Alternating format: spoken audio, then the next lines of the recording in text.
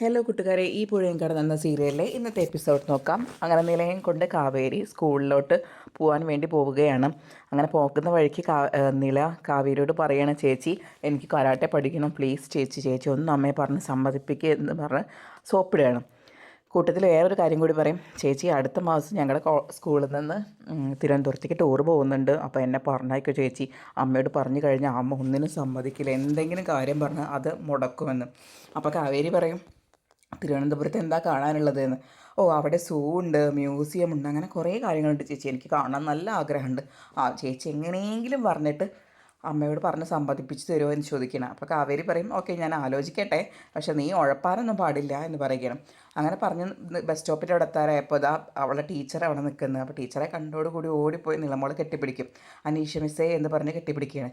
അപ്പോൾ കാവേരി പറയും, നീ ടീച്ചറുടെ സാരി ഒന്നും ഉടയ്ക്കല്ലേ എന്ന് പറയുകയാണ്. അപ്പോൾ ടീച്ചർ പറയും, അതൊന്നും കുഴപ്പമൊന്നുമില്ല, അവൾ നല്ല മിടുക്കി കുട്ടിയല്ലേ എന്ന്. അപ്പോൾ നമ്മുടെ നില പറയും, ടീച്ചറെ ഒന്ന് പറഞ്ഞു കൊടുക്ക് എൻ്റെ വില, എൻ്റെ വീട്ടിൽ എനിക്ക് ഒരു വിലയില്ല ടീച്ചറെ എന്ന് പറയുകയാണ്.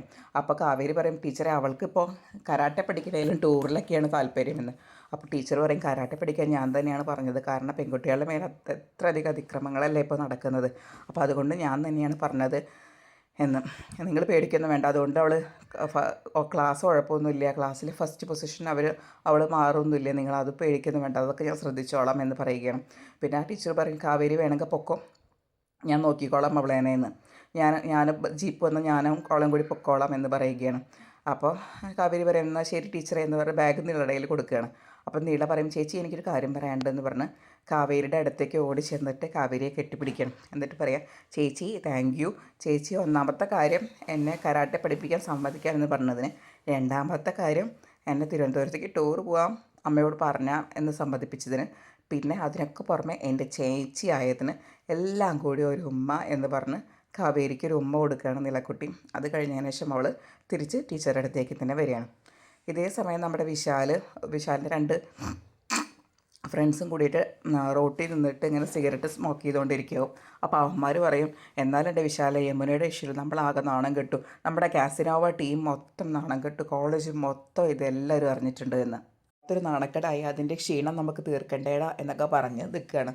അപ്പോൾ ഇതേ സമയമായിരിക്കും അവരുടെ മുന്നിൽ കൂടെ യമുന സ്കൂട്ടിയിൽ പാസ് ചെയ്യുക. അത് കണ്ടപ്പോൾ വിശാൽ പറയും, നമുക്കുണ്ടായ ക്ഷീണം നമുക്ക് ഇങ്ങോട്ട് തീർക്കണ്ടേടാ, ഇപ്പം കാണിച്ചു തരാമെന്ന് പറഞ്ഞ് അവർ യമുനേനെ ഫോളോ ചെയ്യാൻ സ്റ്റാർട്ട് ചെയ്യും. അങ്ങനെ യമുനേനെ ഫോളോ അപ്പോൾ യമുനയ്ക്ക് പേടിയായി തുടങ്ങും, കാരണം അങ്ങനെ വളരെ സ്പീഡിലാണ് യമുന പോകുന്നത്. അപ്പോൾ ഇവന്മാരും അത്രയും നല്ല സ്പീഡിൽ ഇവളുടെ പിന്നാലെ അസഭ്യവർഷം പറഞ്ഞിട്ടാണ് വരുന്നത്. അപ്പോൾ ആ കൂട്ടുകാർ പറയുന്നുണ്ട്, എടാ വിശാലെ, നീ വേണമെങ്കിൽ ഇവിടെ മാർത്താണ്ഡത്ത് കൊണ്ടുപോക്കോ, നിങ്ങൾ വേണമെങ്കിൽ പോയി ആഘോഷിച്ചോ, ഞങ്ങളൊന്നും പറയില്ല, ഞങ്ങൾ ആരോടും പറയില്ല, എല്ലാം ഞങ്ങൾ രഹസ്യമാക്കി വെക്കാം എന്നൊക്കെ പറഞ്ഞ് അവന്മാർ അങ്ങനത്തെ അശ്ലീല വാക്കുകളും അസഭ്യവർഷങ്ങളും എഴുന്നള്ളിച്ചിട്ടാണ് അവന്മാർ പിന്നാലെ കൂടുന്നത്. അപ്പോൾ യമുന നടുക്കിലും ഈ രണ്ട് സൈഡും, ഒരു സൈഡിൽ വിശാലും മറ്റേ സൈഡിൽ ഇവന്മാരുമായിട്ടാണ് ഇവളെ പിന്നാലെ വന്ന് ശല്യപ്പെടുത്തുന്നത്. അപ്പം നല്ല സ്പീഡിൽ തന്നെയാണ് യമുന പോകുന്നത്. അപ്പോൾ യമുനയ്ക്ക് നല്ല പേടിയാവുന്നുണ്ട്. ഇവന്മാർ പിന്നെ കുറച്ച് കഴിഞ്ഞപ്പോൾ എന്ത് ചെയ്യും, വിശാൽ അവൻ്റെ വണ്ടിയിൽ വന്ന് അവൻ്റെ കാലെടുത്തിട്ട് ഇവളുടെ വണ്ടിയിലോട്ട് ചവിട്ടുകയാണ്. അപ്പോൾ അവൾക്ക് കുറച്ചും കൂടി പേടിയാവും. അപ്പോൾ അവൾ മാക്സിമം സ്പീഡിൽ വരുന്നുണ്ട്, പക്ഷേ ഇവനും അതിൻ്റെ അത്രയ്ക്കത്ര സ്പീഡിൽ തന്നെയാണ് ഇവളുടെ പിന്നാലെ അങ്ങനെ പോകുന്നത്. അങ്ങനെ കുറച്ച് കഴിഞ്ഞ് ഒരു ആളൊഴിഞ്ഞ സ്ഥലത്താറായി. അപ്പോൾ ഇവന്മാർ വീണ്ടും അനാവശ്യങ്ങൾ വീണ്ടും പറച്ചിൽ തുടങ്ങി. അപ്പോഴാണ് അവരുടെ ഓപ്പോസിറ്റ് നമ്മുടെ നിവിൻ വരുന്നത്. അപ്പോൾ നിവിൻ വണ്ടി നിർത്തിയിട്ട് ഇവരുടെ അടുത്തേക്ക് വരികയാണ്. അപ്പോൾ നിവിനെ കണ്ടപ്പോൾ യമുനയ്ക്ക് പേടി മാറും. നിവിനെ കണ്ടോട് കൂടിയിട്ട് ഹർഷനും മിലനും അവിടെ നിന്ന് മെല്ലെ എസ്കേപ്പ് ആവും. അവന്മാർക്ക് നല്ല പേടിയാണ് നിവിനെ. അങ്ങനെ നിവിൻ വന്നിട്ട് സാരമില്ല പേടിക്കേണ്ട എന്ന രീതിയിൽ യമുനയുടെ കയ്യിൽ വന്ന് പിടിക്കും. എന്നിട്ട് നമ്മുടെ വിശാൽ ചോദിക്കും, അല്ല നിവിനായിട്ടാ, ഞാൻ ഇവളെവിടെ ഉണ്ടെങ്കിലും അവിടെ നിവിനായിട്ടുണ്ടല്ലോ, അതെന്താ അങ്ങനെ എന്ന് ചോദിക്കുന്നത്. അപ്പോൾ നിവിൻ പറയും, നിന്നോട് അത് പറയേണ്ട ആവശ്യം എനിക്കില്ല, നീ എന്താണ് ഈ ചെയ്യുന്നത്, നീ നാട്ടിലുള്ള പെണ്ണുങ്ങളെല്ലാം പിന്നാലെ നടന്നിട്ട് അവളെ ഉപദ്രവിക്കും കാര്യങ്ങളൊക്കെ ചെയ്യലാണോ നിൻ്റെ തൊഴിൽ എന്ന് പറയുകയാണ്. അപ്പോൾ വിശാൽ പറയണ് അത് ചേട്ടൻ അന്വേഷിക്കേണ്ട കാര്യമില്ല, ചേട്ടൻ എൻ്റെ കസിനാണ്, എൻ്റെ കൂടെയാണ് ചേട്ടൻ നിൽക്കേണ്ടത്, അല്ലാതെ ഇവളുമാരുടെ കൂടെയല്ല എന്ന്. അപ്പോൾ നിവിൻ പറയും ഞാൻ എന്തിനാണ് നിങ്ങളുടെ കൂടെ നിൽക്കുന്നത്, കണ്ണിൽ കണ്ട പെൺപിള്ളേരെ പിടിച്ചു കൊണ്ടുപോയി അവരെ എന്തെങ്കിലുമൊക്കെ കാണിച്ചതിന് ആണത്തെ തെളിയിച്ചു എന്ന് കാണിക്കാൻ വേണ്ടി അങ്ങനത്തെ കാര്യത്തിലാണോ ഞാൻ നിൽക്കുന്നത്? എങ്കിൽ മോനെ നിനക്ക് ഇപ്പോൾ ഉള്ള ഇമേജ് പോവും, ആൾക്കാർ നിൻ്റെ അച്ഛനെ എങ്ങനെ വെറുക്കുന്നു അതുപോലെ തന്നെ നിന്നെയും വെറുക്കും, അതുകൊണ്ട് നീ അടങ്ങി ഒതുങ്ങി ഇരുന്നോ എന്ന് പറയണം. അപ്പോൾ വിശാലിന് നല്ല ദേഷ്യം വരും. വിശാൽ പറയും നിവിനേട്ടൻ്റെ കാര്യം നോക്കിയാൽ മതി എന്ന് പറയുകയാണ്.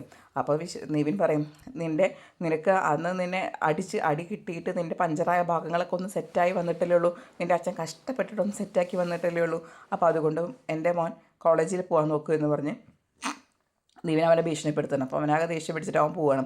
അങ്ങനെ നിവിൻ പറയും എന്നാൽ യമുന പൊക്കോളൂ എന്ന് പറയും. അപ്പോൾ നോക്കിയപ്പോൾ ഉണ്ടാവും നമ്മുടെ ഈ പോയ കൂട്ടുകാരന്മാർ ഹർഷനും മിലനും ഒരു സൈഡിൽ ഇങ്ങനെ നിൽക്കുന്നത് കാണാം. അപ്പോൾ നിവിൻ്റെ ഒരു പന്തികേട് വന്നിട്ട് നിവിൻ പറയും നീ ഒരു കാര്യം ചെയ്യാൻ വണ്ടി ഇവിടെ വെച്ചേക്ക്, ഞാൻ നിന്നെ കൊണ്ടാക്കി തരാം എന്ന് പറഞ്ഞ് യമുനനെ വണ്ടിയിൽ കയറ്റിയിട്ട് കൊണ്ടുപോകണം. അപ്പോൾ യമുന നിവിൻ്റെ ബാക്കിൽ കയറും. അങ്ങനെ ബാക്കിൽ കയറി പോകും തോറും യമുന ഓരോരോ സ്വപ്നങ്ങൾ കാണാണ്. അതായത് നിവിൻ സാരി തന്നതും അതുപോലെ നിവിൻ അവൻ്റെ ക്ലാസ് റൂമിൽ വന്നിരിക്കുന്നതായിട്ടും ക്ലാസ് റൂമിലിരുന്ന് പഠിപ്പിക്കുന്നതായിട്ടും അങ്ങനെ നല്ല പൈങ്കിളി സ്വപ്നങ്ങൾ കണ്ടുകൊണ്ട് നിവിനെ കെട്ടിപ്പിടിച്ചിരുന്നിട്ടാണ് യമുന പോകുന്നത്. അങ്ങനെ യമുന പോയിട്ട് അവസാനം കോളേജിൻ്റെ മുന്നിൽ യമുനേനെ നിവിൻ ഡ്രോപ്പ് ചെയ്യും. അപ്പോൾ ഡ്രോപ്പ് ചെയ്ത് കഴിഞ്ഞിട്ട് നിവിൻ ചോദിക്കും ഇനി പേടിക്കൊന്നും വേണ്ട, എന്തെങ്കിലും ആവശ്യം ഉണ്ടെങ്കിൽ എന്നെ വിളിച്ചോളുണ്ട് എന്ന് പറയുകയാണ്. അപ്പോൾ യമുന പറയും ശരി നിവിനേട്ടൻ എന്തെങ്കിലും ആവശ്യം ഉണ്ടെങ്കിൽ ഞാൻ വിളിച്ചോളാം, പിന്നെ ഇന്നിവിടെ കോളേജ് ഡേ ആണ്, വേണമെങ്കിൽ നിവിനേട്ടൻ കയറി കണ്ടോ എന്ന്. അപ്പോൾ നിവിൻ പറയും അതിന് ഔട്ട്സൈഡേഴ്സിന് കോളേജിൽ കയറാൻ പറ്റില്ലല്ലോ, അത് സാരമില്ല നിവിനേട്ടൻ്റെ ഗാർഡിയനല്ലേ കയറിക്കോ എന്ന്.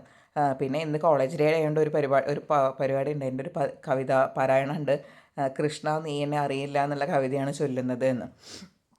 അപ്പോൾ നിവിൻ ചോദിക്കാറില്ല നീ എന്നും ബസ്സിലല്ലേ വരാറ്, ഇന്നെന്താ സ്കൂട്ടിക്ക് വന്നതെന്ന്. അപ്പോൾ അവൾ പറയും ഇന്ന് കാവേരി ചേച്ചി എണീക്കാൻ വൈകി, അതുകൊണ്ടാണ് ഞാൻ സ്കൂട്ടിയായിട്ട് വന്നതെന്ന്. അപ്പോൾ നിവിൻ ആകെ പേടിയോ. അപ്പോൾ നിവിൻ ചോദിക്കുക എന്താ പറ്റി, കാവേരിക്ക് എന്താ പറ്റി, അവൾക്കല്ല അസുഖമുണ്ടോ? ഇല്ല ചേച്ചി ഇന്നലെ ഉറങ്ങാൻ ലേറ്റായി അതുകൊണ്ട് എണീക്കാൻ വൈകിയതാണെന്ന്. ഓക്കെ ശരി. പിന്നെ നിവിനായിട്ട് എൻ്റെ ഈ സാരി നോക്കിയോ എന്ന് ചോദിക്കും.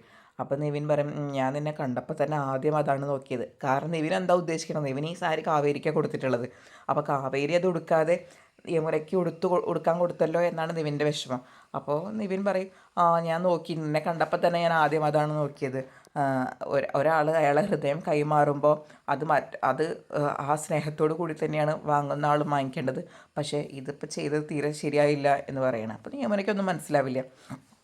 അങ്ങനെ യമുന വീണ്ടും സ്വപ്നലോകത്തായിട്ട് യമുന കയറുകയാണ് കോളേജിലോട്ട്. നിവിനോട് യാത്ര പറഞ്ഞ് കോളേജിലോട്ട് കയറുമ്പോൾ കോളേജിലെ പരിപാടി ആയതുകൊണ്ട് കുറേ പാട്ടുകളൊക്കെ വെച്ചിട്ടുണ്ട് ലൗഡ് സ്പീക്കറിൽ. അപ്പോൾ പാട്ട് കേട്ടിട്ട് അവളിങ്ങനെ റൊമാൻറ്റിക്കായിട്ട് കോളേജിൻ്റെ അകത്തോട്ട് കയറുകയാണ്. അങ്ങനെ കോളേജിൻ്റെ അകത്തോട്ട് കയറി കഴിഞ്ഞാൽ അവളിങ്ങനെ കോറിഡോറിൽ നടക്കുമ്പോൾ അവളുടെ ഫ്രണ്ട് ഉണ്ടല്ലോ, ഫ്രണ്ട് അദീന വന്നിട്ട് യമുനയെന്ന് വിളിക്കും. പക്ഷെ അവൾ കേൾക്കുന്നൊന്നുമില്ല, അവൾ സ്വപ്നലോകത്താണ്. അങ്ങനെ നടന്ന് അവൾ നടക്കുകയാണ്. ഇത്രയാണ് ഇന്നത്തെ എപ്പിസോഡിൽ കാണിക്കുന്നത്. നാളത്തെ എപ്പിസോഡിൽ വിനീത അറിയുകയാണ് നിവിൻ്റെ എൻഗേജ്മെൻറ്റ് കഴിഞ്ഞ് വിവാഹം ഉറപ്പിച്ചു രാഗിണീനെയായിട്ട്.